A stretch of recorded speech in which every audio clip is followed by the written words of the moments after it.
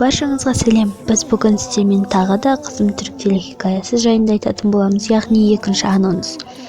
Жалпы өздеріңіз білетіндей, Демир ойқыны қабылдамай жүр, яғни ол өзінің туған қыз екенін білмейді. Алайда алдағы бөлімде оның өзінің туған қыз екенін біледі, және де олар жаңа үйге көшіп жаңа өмір бастайды. Бұл жерде олардың таң атты, яғни бірге тамақ жасауда, бірге таңғы ас дайындауда дегендей.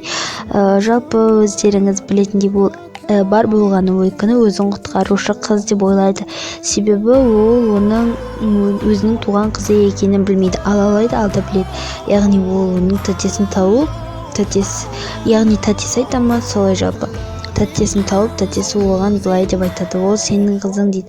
Онда неге осы кезге шейін айтпадың дегенде, ол себебі оның анасы қаламады дейді. Жалпы солай, ол өзінің қызы екенін білгеннен бастап оған көңіл бөле бастайды. Және де олардың бұл күндері өте қызықты болады. Жалпы сіздер Ойқы мен Демирде не күтесіздер?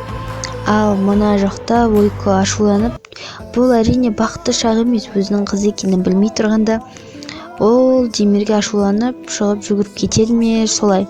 Және де олар көлік апатына түседі.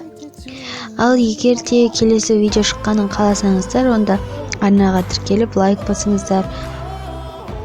Жалпы алда бұдан да қызықты, бұдан да көп мәліметтер айтатын боламын.